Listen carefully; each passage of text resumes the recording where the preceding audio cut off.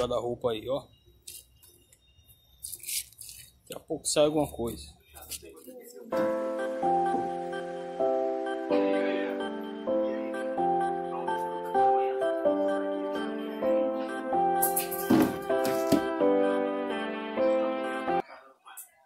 É muito doido.